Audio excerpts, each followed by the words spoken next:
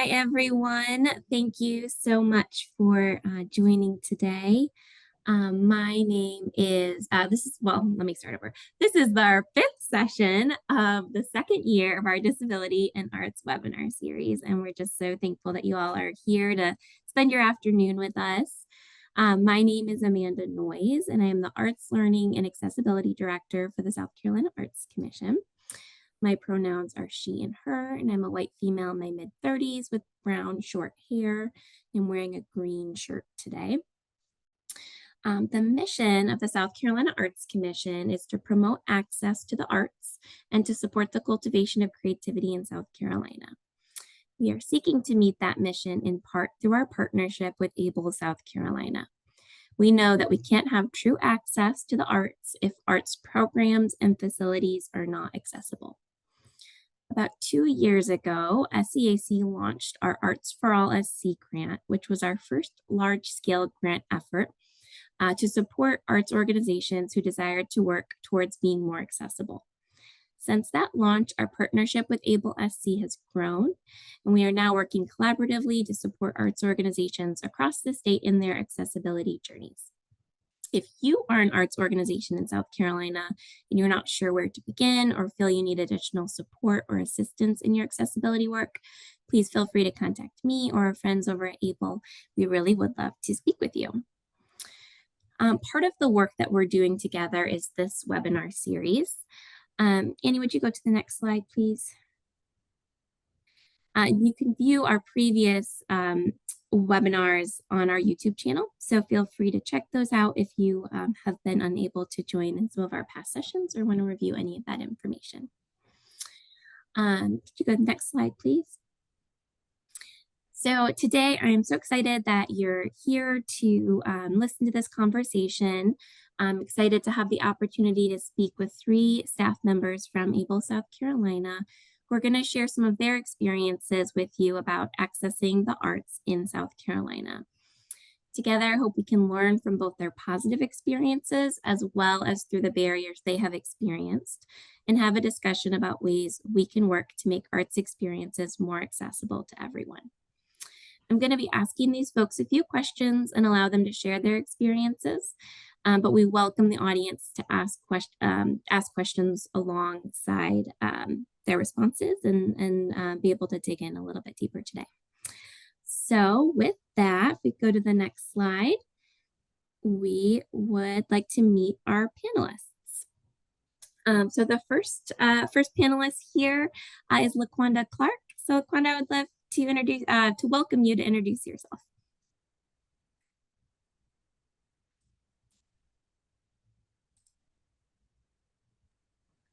Sorry about that. My name is LaQuanda Clark.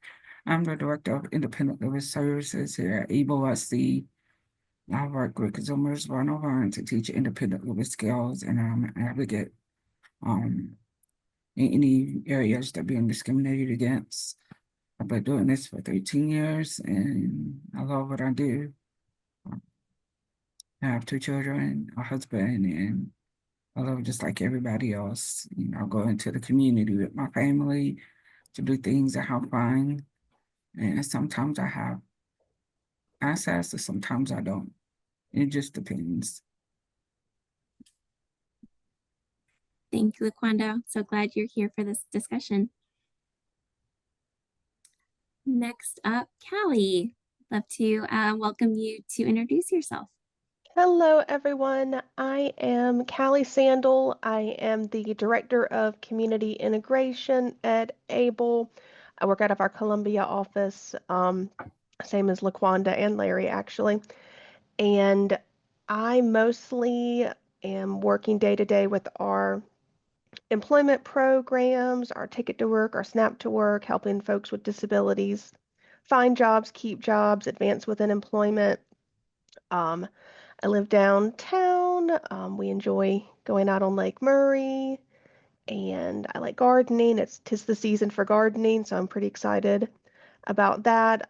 My disability impacts my eyesight, so I'm blind, very low vision, however you want to call it. Wonderful. Thank you, Callie. And last but not least, Larry, love to welcome you to introduce yourself.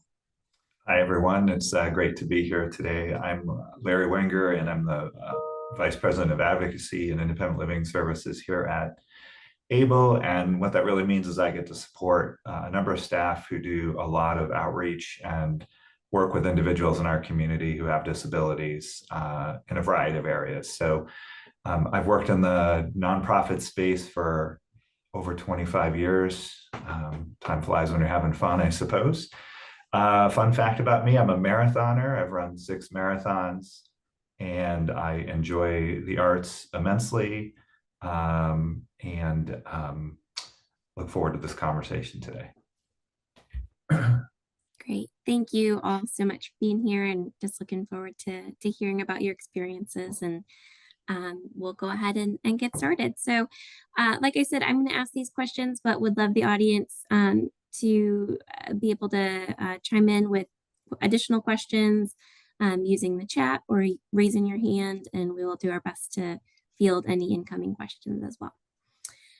But for our panelists, our first question is, can you share a time when you wanted to participate in an art activity like a concert, museum visit, or theater performance, but faced challenges? You could share a little bit about what happened in that experience. Well, my favorite artist is Janet Jackson, and it was on my bucket list to see her perform. The tickets were pretty expensive if you wouldn't get down there or anything. And so we got our tickets that we could afford, and I had a great time. I was excited, and it was an experience. It was awesome. But there were setbacks because number one, yeah, we were rotating there like sardines. And so there's so much other noise going on top of the performance. It was oftentimes harder for me to keep up with what she was seeing and saying. And so my husband would have to help me out from time to time. And that's always an experience I have with, any kind of performance I go to, whether it's ballet or, a musical or concert. It's just being able to hear clearly is often a barrier.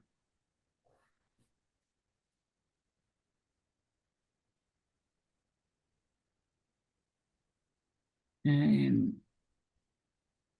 to Thank kind you. of prevent those kind of barriers, I think about maybe like what they do in the movie theaters. They have devices with captions on it. Now, you take your ticket too, and you say, "Hey, I need the subtitle glasses," and they give them to you, and that's how you keep up with the movie. It could be something similar in concerts and musicals. Just often, help with that part of the process. Great. Thank you, LaQuanda. Thank you for sharing. Larry, Callie, did you have any thing that comes to mind?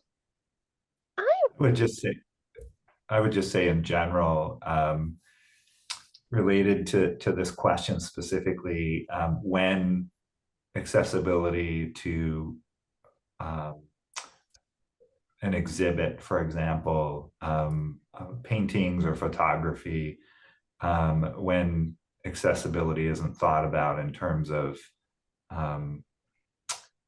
allowing, for example, and we'll talk more about this, I'm sure, because of my visual disability and not seeing detail, I often use technology such as an app on my phone where it can look at the image and provide an explanation of what it sees. That's fairly new technology for sure, but having been to exhibits and there'd be concerns about taking pictures and that kind of thing. So I would just generally say that it can be frustrating when instead of asking questions about, for example, if there's a no photos policy, why does somebody have their phone out? And the immediate reaction is, you need to put that away. And then it seems confrontational and needing to explain what I'm doing. So instead, maybe having a way to indicate that this is a technology I'm using to achieve accessibility, And just in general, beyond that, thinking about accessibility and thinking about how to be inclusive, and when that doesn't happen, it can be very frustrating in general. Absolutely. That's a great point, Larry. And yeah, I think we can dig into that a little bit more here as we continue the conversation. But Callie, did you have any experiences that came to mind? I don't have actually, I wrote down here, not really ellipsis. And then I wondered, like, why? Why is it that, like, I haven't? And I think it's because I'm super cautious about what I sign up for, what I attend. And I think that that kind of ties back to having to advocate in so many other places in life and wanting something like this to be fun. And so if it's advertised as inclusive or geared towards non-visual elements, if I can see that it's non-visual in nature or that they're, thinking about me in advance, I'm much more likely to show up at those kinds of things. That's a great point, Callie. So when you say you're cautious, what are things that you're looking for when making a decision of attending an arts event in the community? And this is just me personally. If it's inherently visual, like I'm never going to go to a paint by numbers class. There's just no way that I'm ever going to have fun doing that. But if it's um, I went to an exhibit in DC where they let me like paint on the walls and use markers on a couch, and I was like, you can't mess that up. Like that's fun. I can do that. Wonderful. I think that's an important piece for arts organizations to think about in the way that they're advertising their events and making sure that people do feel like they are being considered in the planning. So whether that's their part of their registration process is asking about accommodations or they're stating information on their page about what is going to be available. I think that's an important thing that arts providers need to be thinking about so that someone from the disability community might feel that they are going to be welcomed in that space. I I appreciate think, it. yeah, folks underestimate, I think, the amount of advocacy that we have to do every day just to get what we need. So I'm a little bit cautious to do too much of that for something that's supposed to be fun. Yeah, appreciate that. Another part of this question is, were there barriers at an event, and both LaQuanda and Leah, you talked about this a little bit, that could have been easy to remove to allow for more accessibility? And you both touched on that a little bit. Is there anything more you want to add?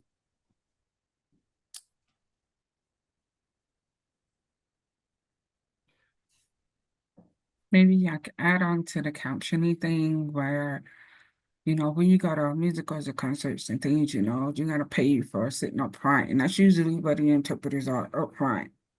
And so we're paying more for access that we need to participate in the event. Whereas if we could get what we can afford, that's not really gonna be up there with the interpreters. Mhm. And, it's not really fair or equal, if that makes sense. And that's why I think the devices would be more handy because obviously you can't lower a ticket price for upfront near the stage. But if you had devices that people could rent or take out when they bought their tickets so they could follow along with what is going on, that would be helpful. Yeah. There's ways around these things. Yeah, absolutely. And I think a lot of it is like creative problem solving, and we're asking, a group of artists people to be creative. And a lot of accessibility is just about being creative and thinking through those problems. So I appreciate that. And like Larry said, the technology is um, has advanced so much and will continue to advance. And so, what ways can we continue to utilize that to make things more accessible? Wonderful. Well, I'll move on to the next question, but feel free, anyone, to jump in with additional questions if they come to mind. Okay, so kind of the reverse of the first question. On the flip side, have you had a really positive experience engaging in the arts, and what made it accessible and enjoyable for you? My Oh, husband, oh, sorry, who was speaking? go You go. ahead. Go ahead. So my husband is a Hamilton fan, and so I got him tickets to see Hamilton when it came to Columbia. And because Hamilton has been out for a while, the songs are already, the lyrics are already out. And so we were just able to pull up the lyrics to the songs, and I was able to follow along easily, you know, with everything that was being said. And that made Hamilton like the best experience I've had in the theater because I could follow along to everything and what was going on with no issues at all. I So was that, just going to I'm sorry, go say, ahead. sorry, keep talking over folks. Just a couple of points here related to this question, and maybe not to a specific arts experience, but just more broadly, it definitely relates to the question about how to achieve more accessible arts and those positive experiences for folks. I'm sure y'all have already talked about that nationally, 1 in 4 people, and here in South Carolina, 1 in 3 people have a disability. And so it's a substantial part of your audience. Um, I've always been interested in working on the system side, if you will, of making arts accessible, and had a couple of positive experiences there, and that have resulted in positive experiences for others. And so one of those uh, concepts was serving on a council or an advisory board, if you will, that the art museum in Phoenix established when I lived there. That was people who have disabilities that advise the museum on how to engage the community in the arts, how to be more accessible and create those positive experiences. So that's one suggestion I would offer. Another was an organization that some of you may have heard of out of Philadelphia called Outreach. Same type of mission to make the arts accessible. And what I saw from those efforts is myself and others being able to enjoy and engage in museum exhibits, films, documentaries, all sorts of things. And so just broadly to this question, ask the community and consider if you have questions or wonder how to make your facility more accessible or engaging to folks with disabilities. Those might, reaching out to us or establishing a council of folks with disabilities to provide input might be a great idea. Oh, thank you, Larry. Yeah, we don't, none of us know, none of us have all the answers. And so we need to consult with, obviously with the disability community, but use your resources and get as many voices at the table to think through those different aspects. I really appreciate that comment. I'm nodding my head, Larry, just vigorously nodding my head, going, yep, yep, yep. And a lot of times the solutions that folks with disabilities might suggest, we're used to thinking smarter, not harder. And it might be simpler than you think. Hmm. I had to brainstorm a little bit. I actually wrote down some things that I had done recently. We went to a trip to DC, so I'll probably reference that. We went to a couple different, the Our Tech House, which was a lot of fun, and then Dopamine Land, which I mentioned earlier. What I liked about both of those, and the reason we chose those, is that they had a little bit of something for everybody. It was multi-sensory. So even though some of the visual things I might not have gotten the full scope of, there were things to touch and listen to, and at the Dopamine House, even things to smell, which was kind of bizarre.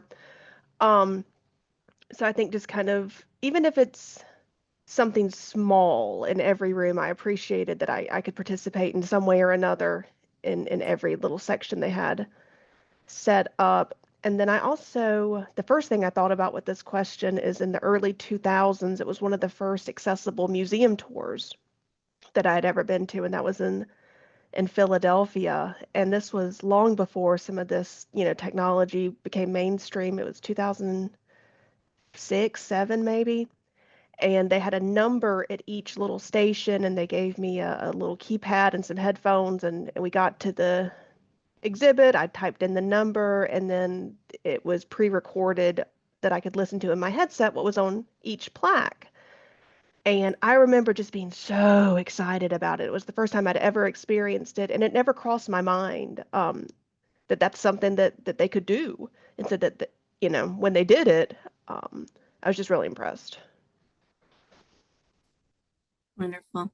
It's good to hear the impact that something like that can make. And even, I guess it makes me think back to when an arts organization does put some of these in place, how important it is to advertise that and let people know that it's available, because it may be something that would excite you to go and check out that maybe you previously didn't think was something that was going to meet your needs or be interesting, or it may draw you in a different way, knowing that this feature is there.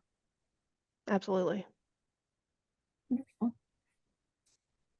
Thank you all. All right, we'll go on to our next question. If something more comes to mind, we can circle back. What would or does the ideal experience look like when you're engaging in a museum or gallery visit?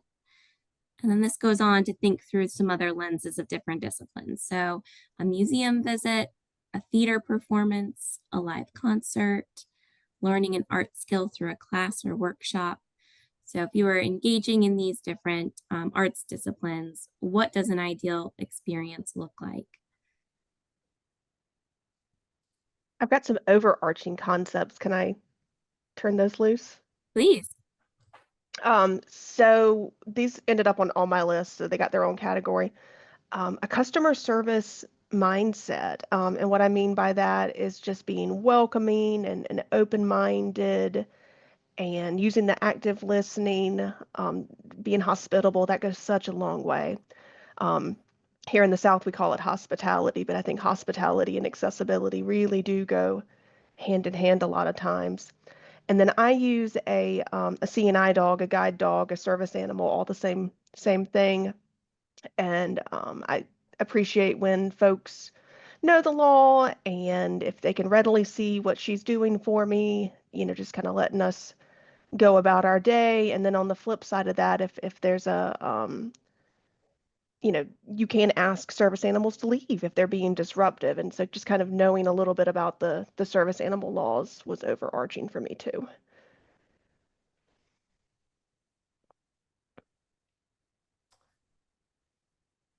Thank you, Callie. Do you find that many places that you do visit are pretty informed with your service animal?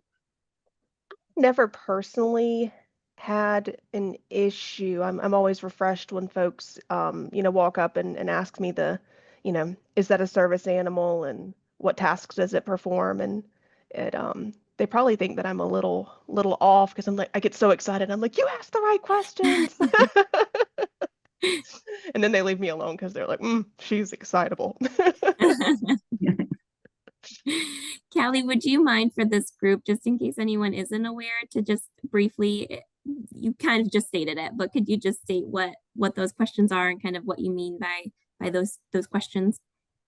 So, for places that fall under the Americans with Disabilities Act, if you can readily identify, like if you can look at me using my guide dog, you can tell that she's a guide dog. She's guiding me around obstacles. In this scenario, you can say, yep, that looks like a service animal, and yep, I can see the task that it's performing for that lady. If it's not readily apparent, and even if it is, you can ask, is that a service animal? It's a yes or no question. And then you can ask what task it performs for its handler. And so my answer is, she alerts me to changes in elevation. She guides me around obstacles.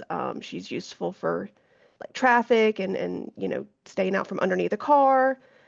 and you can't ask the person to demonstrate what that behavior is. You can't be like, well, prove it. You know, take their word for it.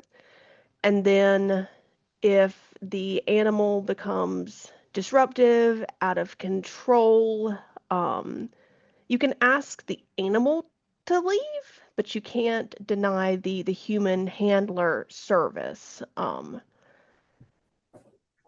so it gets a little bit nitty gritty, but I think folks are aware of service animals, but when they're behaving badly, forget that the employer or the business, you also have rights. Thank you, Callie. I think that's always a helpful reminder around service animals, and especially for arts organizations that maybe they haven't thought through that. What questions would they ask if someone came in if they have a no pets policy? It's different. This service animal is there to provide a needed service for that handler. So thank you. Barry or LaQuanda, did you have thoughts about what makes an ideal arts experience for you? Yeah, I'll jump in and just say at the outset that, even if we take a museum, a gallery as an example, or a theater as an example, what might make that experience positive varies from one to another sometimes. And that's kind of hard to explain, but I would say just broadly that creating a setting where someone can engage in conversation. So what Callie said, a customer service approach to interacting and finding out what needs someone has. And one way to kind of stir the pot there and get that rolling might be for the facility to have a statement of accessibility. For example, we're committed to making performances or exhibits as accessible, blah, blah, blah, whatever. For questions or concerns or further information, here's who you contact, right? So that can be helpful. But for me, just in general, for example, if it's a gallery experience, looking at paintings or photos or sculpture, I've learned it's best to have a conversation when I show up and say, hey, this is what I'm going to be doing, to engage in the exhibit, to get detail about what's in front of me.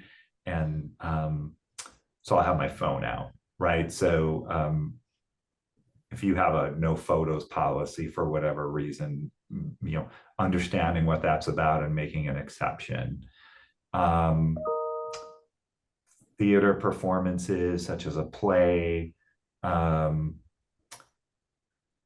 providing a performance, if possible, that has audio description. And that can be as simple as using an iPhone app called Live Voice. You don't have to go buy these expensive systems and headphones. If that app allows people to use their own smartphone and just install the app and tune in and listen with their headphones. So there's ways to provide audio description, for example, and one person can be in the back or somewhere stationed and providing that description if someone needed it. Those are just some examples of ways to have a positive experience and make those settings a good experience. Yeah. Great. Yeah, I appreciate that both you and Callie have really honed in on that customer service mindset and an openness to conversation. Larry, in the example you shared, you kind of shared that you maybe take it upon yourself to go and seek that conversation out. Have you ever been somewhere that, or can you imagine an environment that kind of flips that engages that conversation initially? I'm just curious, like, does it feel like it's put on you then to start that conversation? Well, I want to have a positive experience. That's why I take the initiative if I find it needs to be. I don't wait for the facility to take that initiative. Now, so that's me, but that's not everybody, right? And that's okay. It's ultimately, if you as a facility are putting a statement out there, for example, that says we're committed to accessibility. Here's your person to contact, right? So you've kind of rolled out the welcome mat there, and invited that conversation. And then if you've also ensured that your facility complies with the ADA where needed and necessary, and then you've done your part. And as long as you've trained your staff to have some disability awareness and that sort of thing. So I tend to approach things pretty directly, because I want to have that positive experience. And so I just have no problem initiating that conversation. Nobody has the same, like, Larry and Cali both have vision loss, but how they do things is going to be completely different. It's just the same as people with hearing disabilities and physical disabilities. What works for one might not work for the other. So it's on an individual to request what they need, if they need accommodation and accessibility. And so I always go have an open mind to be upfront about what my needs are and how I can get that and where I can get it. I'll go over a positive attitude because I want to have a good experience. That's why I'm coming. And I've always had good customer service when I go to these events. The staff is always willing to, work with us and help us. And so I've not really had bad experience from that perspective. That's great. I appreciate that. I think it's a helpful reminder to put out to organizations that those are pretty simple things, to put a statement of accessibility out, to have a point person that's there to answer questions. And I try to remind organizations that point person doesn't have to have all the answers. They just need to be willing to engage in conversation and that creative problem solving and be available. And so those are simple ways that an organization can start making their environment more accessible and inclusive. There was another point there that left my brain. But I think that's a helpful, and training, that was the other piece. And then making sure that staff does, being able to do some disability culture and awareness training with staff that can go a long way, and it can be the difference of a negative experience or a really positive experience for someone. I think the other reason, this is Callie, one of the reasons I personally choose to ask for accommodations kind of on the front end, or if I suspect there might be some misunderstanding or confusion, kind of tackle it on the front end. A lot of times at museums or exhibits, there's going to be docents in every room, or staff kind of helping folks, matriculate to wherever they need to go. So if I can tackle it on the front end, then I don't have to advocate with every single docent. And I think having a communication plan, I've seen them do it at the Riverbank Zoo, actually. I check in, I answer their questions, and sometimes I even hear it on the radio for the different security guards, or whatever that position's called there at the zoo, the folks who kind of float around. I'll just hear it on the walkie-talkie, like, service animal, on this side, and they keep track of me, but they do it in kind of a systematic way that makes a lot of sense.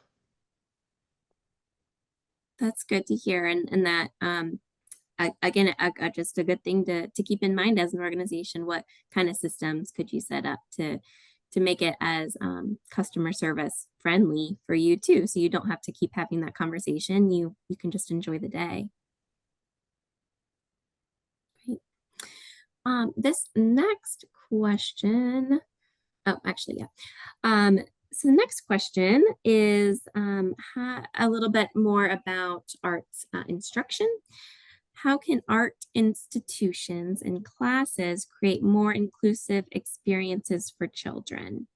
And I would expand that for adults too, maybe adults that are looking to take art classes.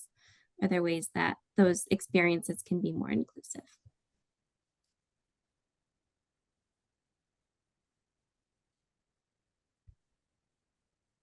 I think in general, again, the concept of an accessibility statement for the facility and where to contact or who to contact if accommodations are needed. So so that it invites that conversation. I know I keep saying that, but I think it's so key to just be open to that conversation and invite it, so that someone who wants to take a class, be it pottery or painting or acting or whatever it might be, can know who to contact and how to do it and make their accommodation request known. So, I mean, I think that's key. And then providing training for the staff or volunteers who might be leading that class. And it doesn't have to be necessarily significant training. I realize that some facilities are small and may utilize a lot of volunteers, but enough training so that they know to ask questions versus making assumptions. And literally just, how can I support your participation in the class, to invite that conversation. I think that's just so key, because it just opens the door for conversation and clearing up any misunderstandings, hopefully, and allowing participation. I agree with Mary on that. Just having the contact information readily available. So if accommodation is needed, we know who to contact ahead of time and what to expect. Getting ahead of it is always going to be best. Yeah, absolutely. This is Cali, specific to, I'm sorry, I didn't mean to cut you off either. No, please. This one made me chuckle a little bit, specifically to children, because my family, my friends, they tease me that I'm often drawn towards these exhibits, and without kind of infantilizing anybody, it's not because I'm childlike or childish. It's because we recognize that children have different learning styles. And so we're more likely to have auditory, tactile, interactive elements for kids. I think we forget to do that for adults. And then the other note that I had here just was you might be tempted, sometimes people are, to make a special inclusive event just for kids with disabilities. And I really would discourage that, only because it perpetuates a stigma that, oh, well, they're so different that they need their own special thing. And we create those stereotypes sometimes early on. And then later, when that kid wants to go to school or get a job, we've already labeled them as different. And that, if they were participating with their peers buying along, it might help move that stereotype in the right direction. Yeah, I think that's a really helpful reminder, Callie. And like we keep saying, going back to that conversation, being willing to engage in that conversation, we can find ways to help those students be a part of whatever class is happening, with some planning and thoughtfulness in creating those experiences. I love the comment too about the multi-sensory approach to kids, and how as adults, that's still a way that a lot of people want to learn and to be able to interact. It's a good reminder. Wonderful. LaQuanda, you as a parent, you mentioned that you have 3 kids. As a parent with a disability, have that ever been a barrier for you, or have you ever had to have conversations, one, interacting with helping your children through an arts experience, or I don't know if anything comes to mind of a parent with a disability? We take the kids out to different things all the time in the community, and staff have always been helpful. Just, not over pushing themselves into it or anything. It's more the other people that are at the events that are a problem versus the staff itself. And everybody wants to be so helpful. If I need help, I'll ask for it. But there's really nothing you can do about that. You just be honest as it happens. But I find that stuff, or they're on point at most of these events that we do go to. We go to Adventure a lot, and that's like a big old playground for kids. And so I'm running trying to stay caught up. And I love the fact that, every floor is accessible and that, you could easily get to your child if you need to. I think Adventure is like the perfect example of accessibility just because of how it's set up. It can get crowded, Mhm. but I think it's, a perfect example of, what accessibility should look like. Yeah, Um, that's great. And a helpful reminder too that the accessibility features of of a place that's geared towards kids is also serving those kids' parents. And so making things accessible also helps that parent be engaged with their kids the way that they want to be. mm, Great. Wonderful. This next question we've talked about a little bit, but maybe there's more that comes to mind. The question is, are there any current rules or restrictions in the art world that, if changed, could improve accessibility? So like Larry, you were talking about the technology piece and sometimes restricting photos in museums. So we can dig into that a little bit more, or if there's anything else that comes to mind.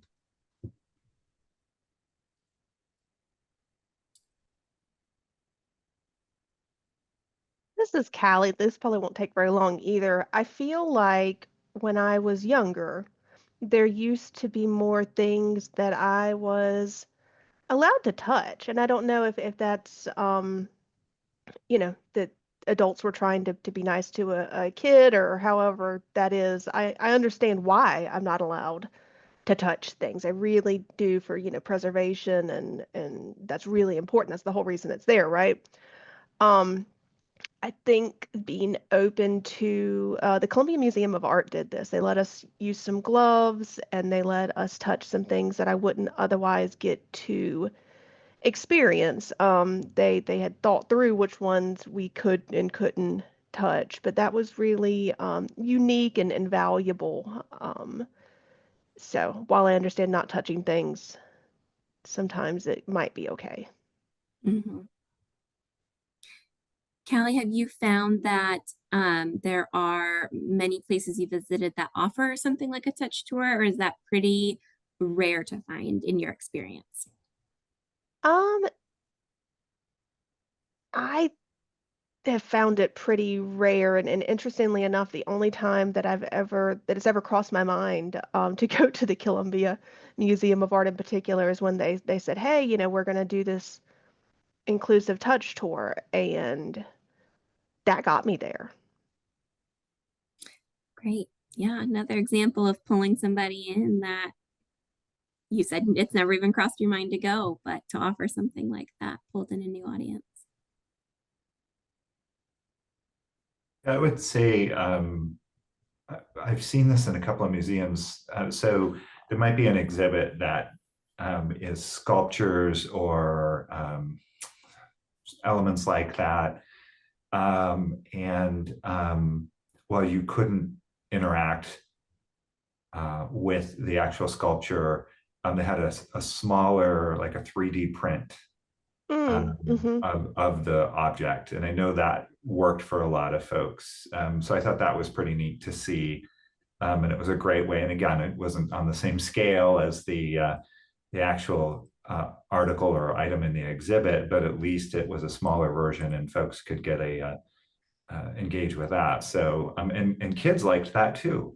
And kids just like to touch everything, right? So and then as I was talking about earlier, the whole technology piece, there are a number of applications now that folks with low vision would use on the phone, Android or iPhone, to look at, potentially photograph for purposes of that application. But even now with, I think it's called GPT Vision and Google Vision with their respective AI agents, you can literally look at something and it will describe it to you and I always joke, I get to be the smartest person in the room because after it tells me what I'm looking at, I can ask it all kinds of questions about it. Right. So I quickly know more about that 15th century sculpture than probably a lot of people in the room. So it's pretty neat what technology affords us to be able to do. So the whole technology piece and allowing folks to and even encouraging folks to use that and is a great way to make things accessible as well. Mm. Larry, have you utilized the IRA services in the past? Yeah, I'm I sure curious, you're have. talking about AI, so I just wondered your Yeah. experiences between those. Yeah, I've actually progressed mostly beyond using the IRA service because it's so much easier and much quicker to get what I need from using an AI tool versus having to call. Now, I don't want to reduce the value of that service. I'm a very Mhm. much a tech person. So for me, I'm not afraid to try anything technologically, right? But there are folks who just don't have those skills, who don't have access to everything. And IRA is a very cool service. And for folks who might not know, essentially connect to a trained, what they call visual interpreter, who can describe things and provide information, which is great for most people. And probably what, at least right now, 99% of people who might use who have low vision or no vision. Maybe that's too high, but that percentage, but versus using other tools, I would say. So it is a great service and is incredibly helpful. Great. Yeah, it's just an interesting conversation between AI versus a human driven service. And IRA has a cost associated with it. So thinking about a free service versus a paid service, it's interesting to think about the different options that are available to folks. There are options for organizations to also to pay for that service for people as well to be an IRA site. And we do have some of our organizations in South Carolina are IRA sites. I don't know if that's the way they label themselves, but the South Carolina Museum, State Museum is an IRA site, and maybe Adventure is too.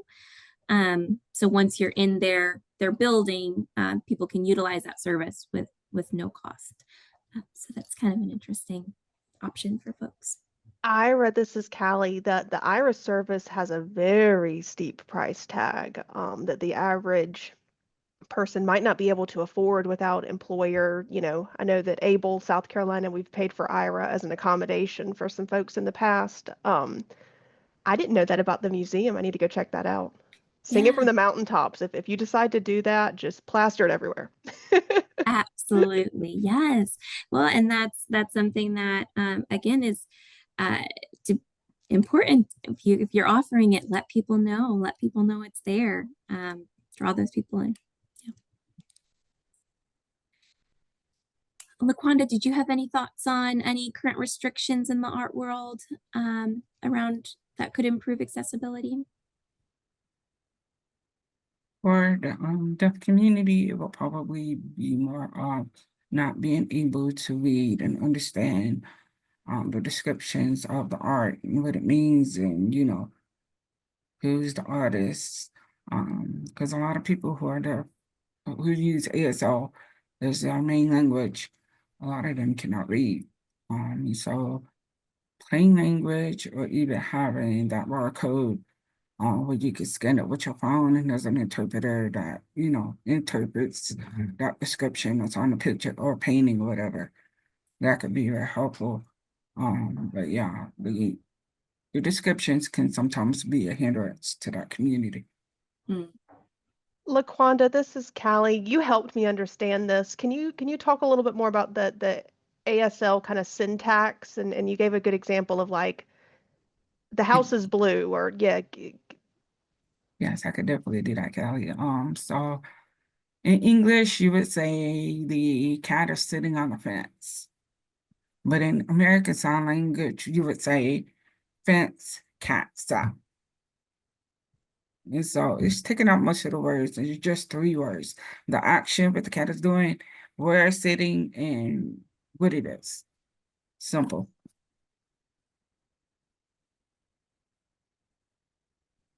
Thank you, LaQuanda. That is helpful for folks to understand that American Sign Language is a language. It's the folks that are utilize ASL that as their first language, then English is their second language, and so it's not a one-to-one offering captions for someone may not meet their needs of effective communication in the way that an interpreter would.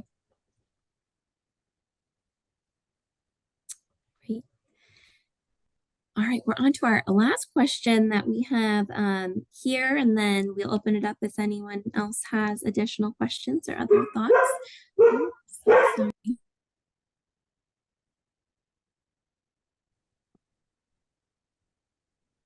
Where do you usually find information about inclusive art activities for yourself or for your family?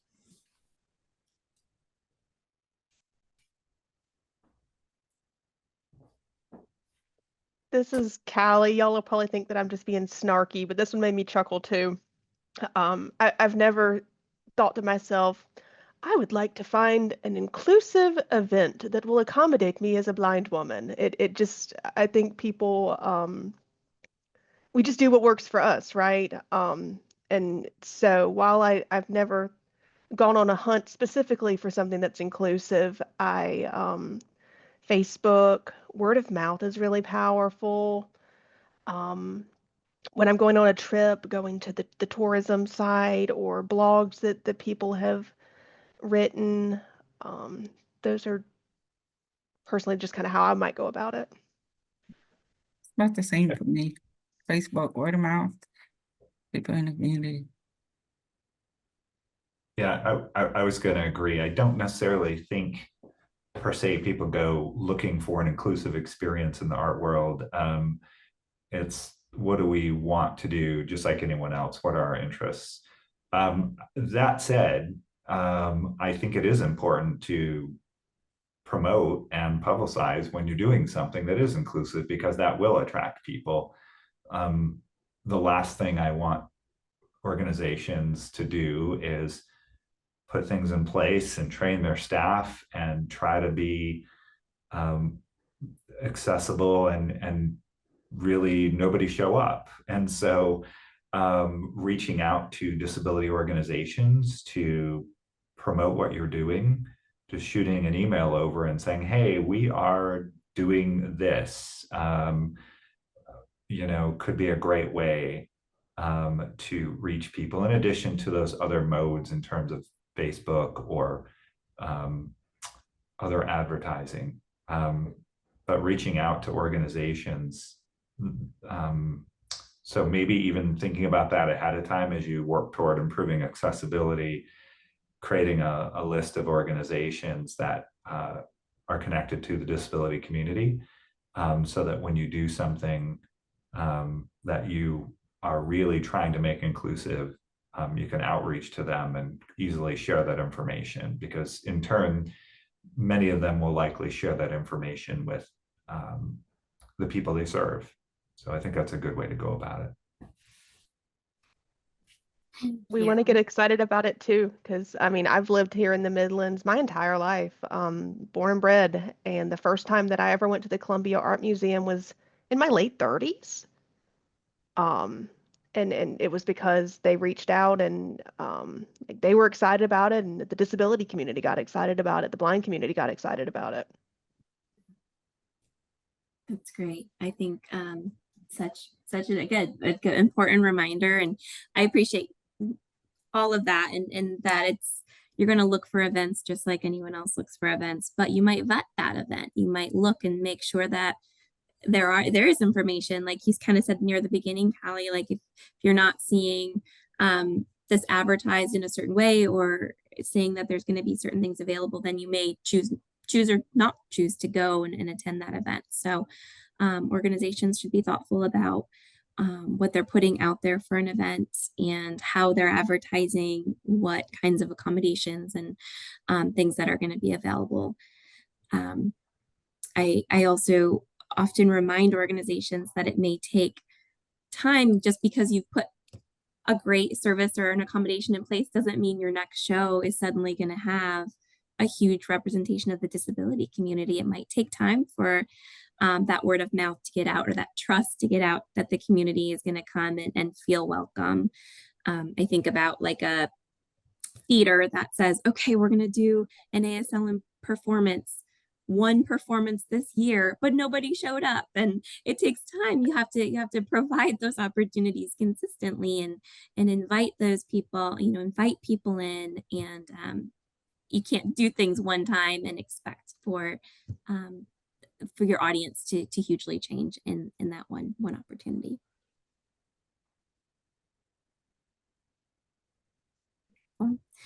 Thank you all for sharing your experiences.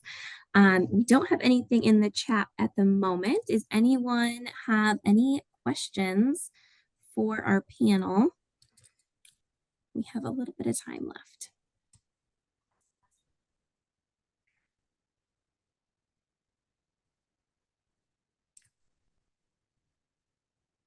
All right, this conversation has been insightful to say the least. I'm extremely motivated to create a statement of accessibility for our organization as well. Cali, LaQuanda, and Leary, you have given me the steps needed to start an accessibility council.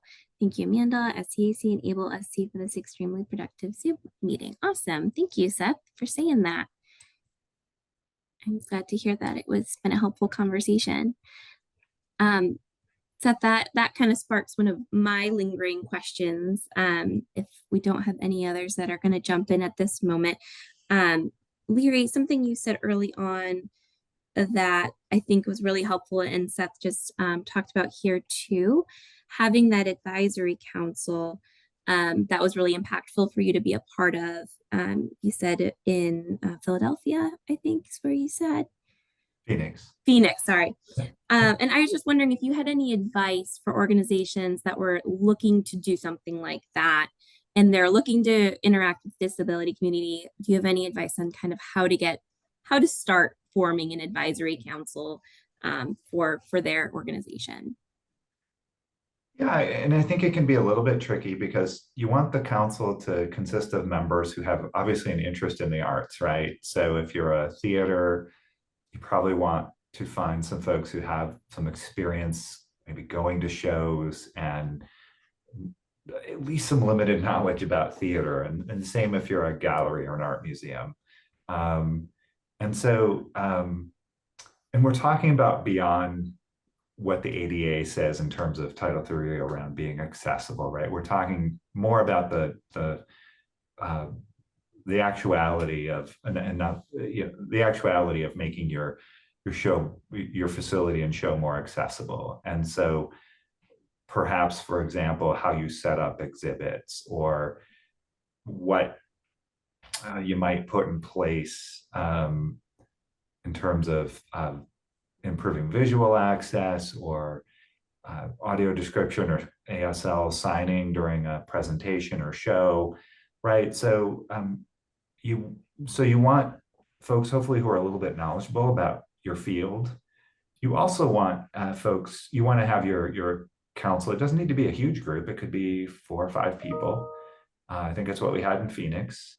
And you would want it to be cross disability. So you don't, for example, just want you don't want all of the participants to have one type of disability, because my experience as someone who has vision but low vision is different than LaQuanda's, because she has a different disability, and it's different than someone who might have an intellectual developmental disability, right? So you want that group to be diverse, to bring those perspectives. It's really important. You obviously can't have cover everything, but at least if it's 4 or 5 people who have an interest in what you do, a stake, if you will, in what you do, and that it's representative of some different types of disability, that can help.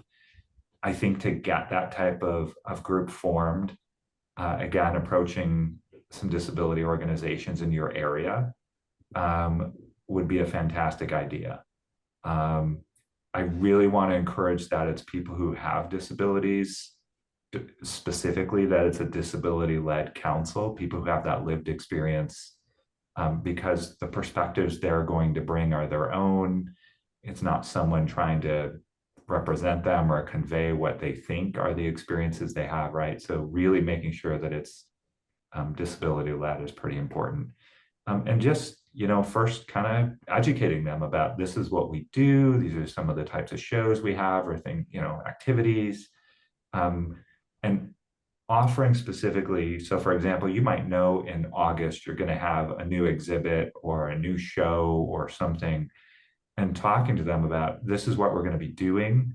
What suggestions do you have for making that as accessible and open as possible to the disability community?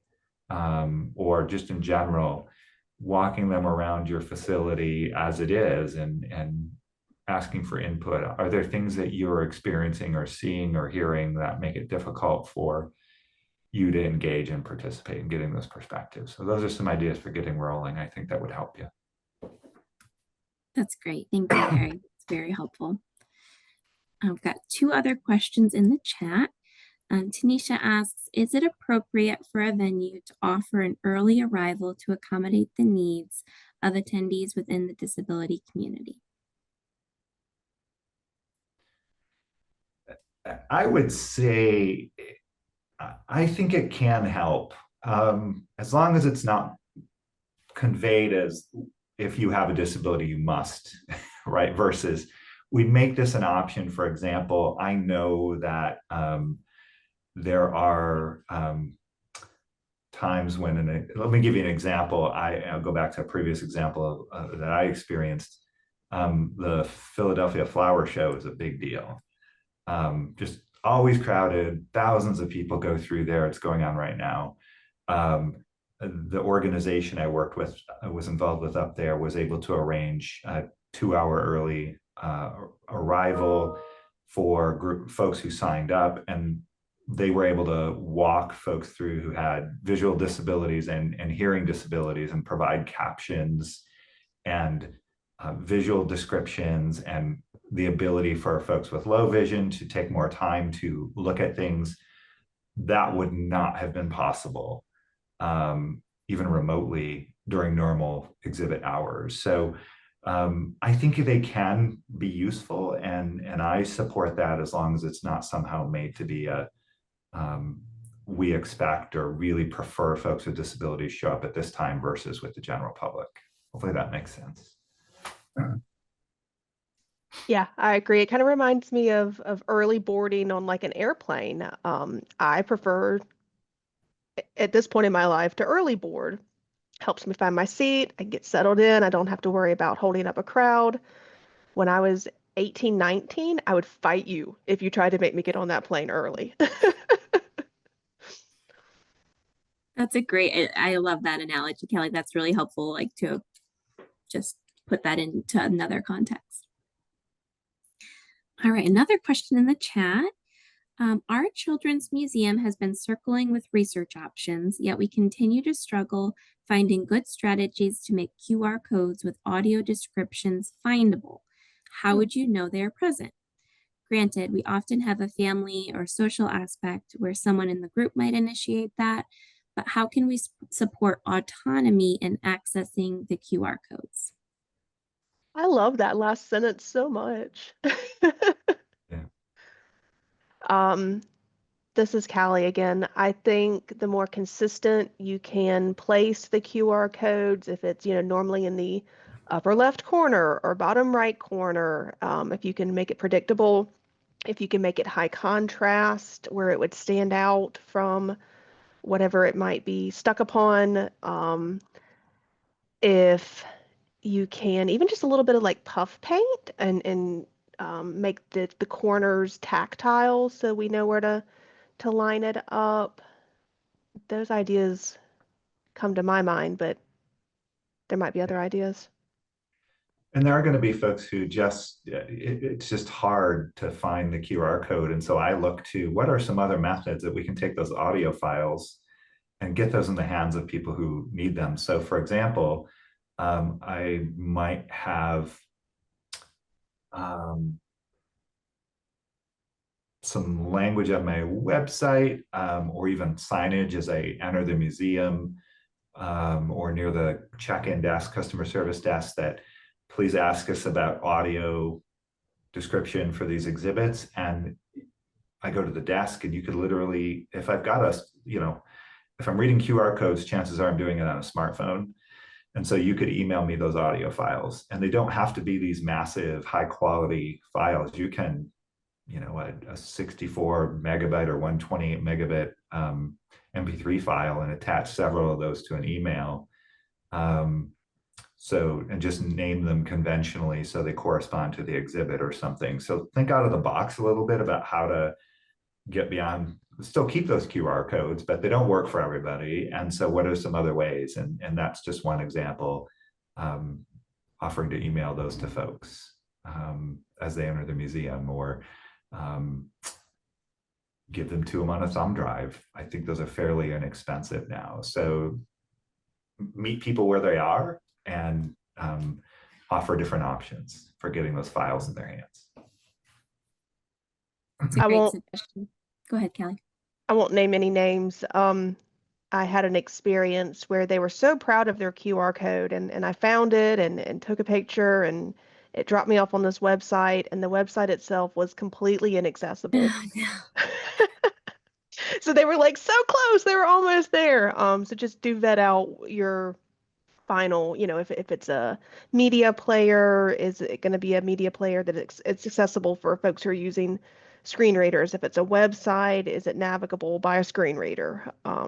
Otherwise, you're kind of defeating the purpose. Mm-hmm. Yes.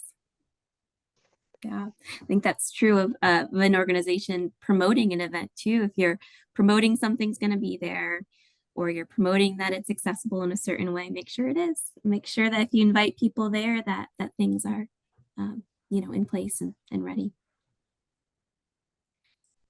Awesome. Tanisha did respond back to her earlier question. Just said, of course, I understand and appreciate your response, Larry. Thank you. Awesome. Well, I don't have any other questions in the chat. Do any of you three have any final thoughts or things that have come to mind that you want to share out as we're kind of wrapping things up today? Can I ask a question? Sure. So I don't have to Google it later, y'all. The reason that I thought we weren't allowed to take pictures was because of some sort of light being emitted by the camera and that it could damage the art. Now, that was a long time ago. Has that changed, or are cameras emitting the rays that could damage this artwork? I don't, obviously, I think also I'll just throw out there, Callie, I know you're not asking me, but I know that I am. there could be copyright issues. There could be any number of things in play, Okay. would be my reaction, but someone from the other side in terms of a gallery or something might offer different feedback.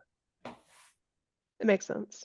Yeah, a couple people in the chat have chimed in as well. Photos are often not allowed for copyright reasons. Mm. That's easy to get around. Sylvia in the chat just said, I'd just like to say thank you. I work for a museum in Massachusetts. I found out about this through the Mass Cultural Council's website, and so much of this is applicable to the work we are currently trying to establish at our museum. It was helpful to learn about IRA, hear about the value of a council, and reinforce the idea of customer service, meeting individual needs, and hospitality.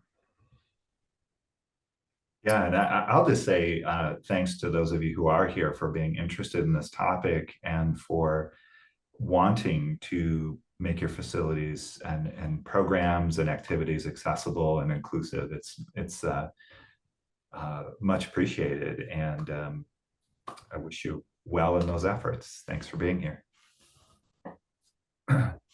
Thank you. And I'll voice to this group, especially if you are in South Carolina, that ABLE is an amazing resource. They are a wealth of knowledge. So if you have questions, certainly me at the Arts Commission is happy to field those, but ABLE is my go-to when with all of my questions. So we appreciate the partnership that we have with ABLE, and we just really appreciate your time today and sharing your experiences and thoughts with the group. Wonderful. Couple other things in the chat. We have a centennial exhibit right now and our highly encouraged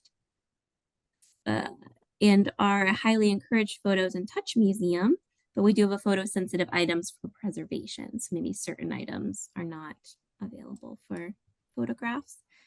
And Tanisha said some museums and galleries have incorporated assistive devices, which are helpful for more inclusive programming. Wonderful. And then David just popped an evaluation in the chat as well. So for folks that are still here, we'd love to hear your thoughts on today's webinar. And then we'd also love to welcome you to our webinar next month. This is part of an ongoing series. So our next session is April 2nd, and it's going to be about assistive technology. So we can dig in deeper into the wonderful tech that is available. And then a reminder that tomorrow we have our webinar reflections time. So it's a time that is not recorded. It's not highly scheduled. It's really a time to bring additional questions from the webinar, or if you just have additional questions that you want to be able to talk about in a smaller group setting. We have an hour tomorrow from 3 to 4 o'clock. You can find the link to that Zoom on the Art Commission's website. So welcome you to join that time if you're interested in continuing the conversation. And thank you again for everyone who's here and is engaged in this conversation. And thank you again, Cali, Larry, and LaQuanda. We just really appreciate your time today. Absolutely. It's been a lot of fun. Thanks. Wonderful. Have a great evening, everyone, and we'll see you next time. Thanks.